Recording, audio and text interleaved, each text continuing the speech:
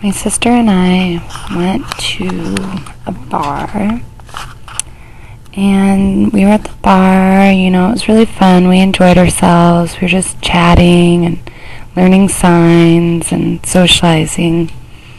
And, you know, I had a little bit to drink, some wine, not like liquor. I didn't become drunk, you know, I was just slowly drinking it. You know, nothing crazy, just drinking it little by little. After we were finished, we left to go home. I was driving. There was a policeman that was, you know, coming in the opposite direction of me. So the policeman drove past my car, and then all of a sudden, in my rearview mirror, I could see him turn around and pull up behind me with the lights on and sirens, and I was puzzled.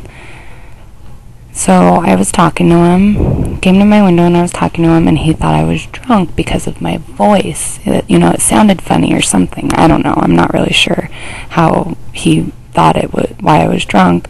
But he had his little flashlight, and he's shining it in my eyes, and it's like, what? What happened? He didn't give me any warning, didn't tell me that he was going to do it. He didn't tell me, you know, that there was a problem. He said, the light in the back of your car is out.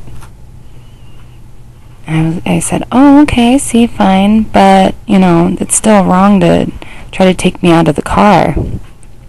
So I went ahead and I got out the car, I walked around, and he came to me and gave me the breathalyzer test. So I blew in it, and he said harder, more, you know, he told me to breathe harder, and I said I did it about 4 or 5 times.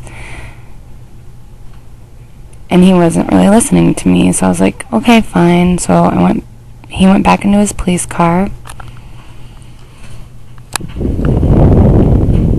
And then he got on his little dispatcher, and he asked me where I lived, so I told him my address. He said, go get your driver's license. So I got it for him, and he looked at it, and he said, oh, my license address was really old, and I just recently moved. So that's why I have to inform the police officer of where I live today, right now.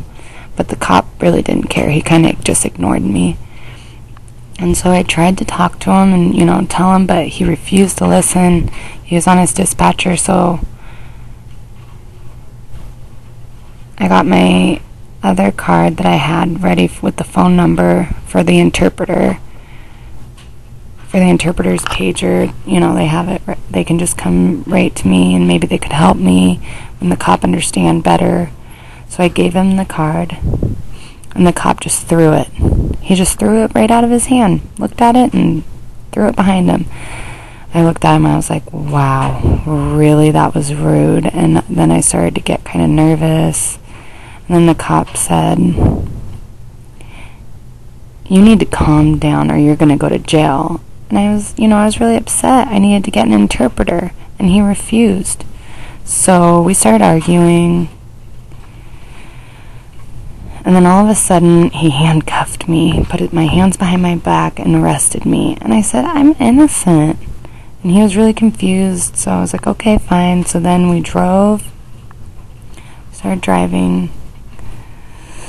And, you know, I was a little bit worried because, I don't know, it's hard for me to sit there and have no hands, you know. I thought maybe it would be easy to kind of slip them off.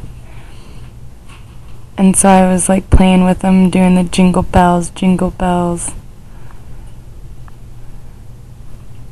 On the way, I was just, you know, talking with the cop. And I started crying, you know, because we got to the cop place, and we got out of the car. I said, you know, I'm not stupid, you just made me upset. And the cop just told me to be quiet. I was like, I'm alone, I can walk by myself. If you touch me, I will be very mad. And he said, okay, fine. So we were walking, 2 of us were walking, walked into the police station, we were talking, started asking me tons of questions. And he said, do you have gum in your mouth? And so I spit it out, and he gave me all these reasons.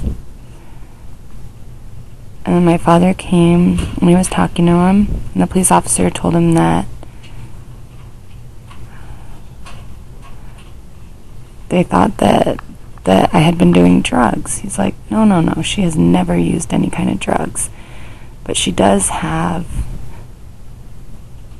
thyroid, so that's the reason she might have been a little bit shaky.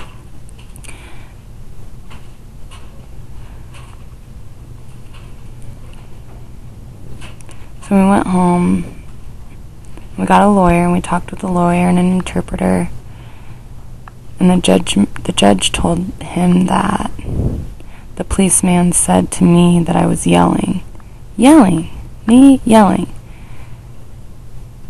And the lawyer said, no, just stop. You're wrong. You're misunderstanding it. Deaf people have a really high voice because they can't hear. And so when she was talking to you, maybe she had a high voice, but she wasn't yelling. And the cop's like, no, okay, whatever. So the judge said, okay, I see. There must have been some misunderstanding. And I'm innocent. I was in shock. I was like, wow. So then secondly, the cop told him that I hit him. And I denied it. The cop said, no, I misunderstood that. And then the lawyer said, no. She was trying to communicate with you, but the cop ignored you so many times, and that's why she was upset. She was just trying to tap you on the shoulder, trying to tap you on the shoulder to get your attention, but the cop refused to talk. So it got me even upset worse. So then the judge said, why did you do that? And the cop was just quiet. And the third thing, the lawyer told them, why did the policeman handcuff her? And he said, that's illegal. And I was kind of puzzled. I wasn't talking, I was just waiting. But I was like, yeah, they can handcuff me, but the lawyer told them, really, it's the law. They must handcuff you in the front, not in the back. They must handcuff you in the front. I said, why?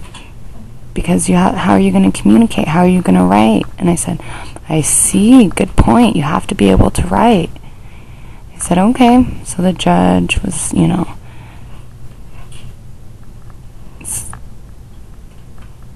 said that I had my right to not have my hands cuffed behind my back. The end.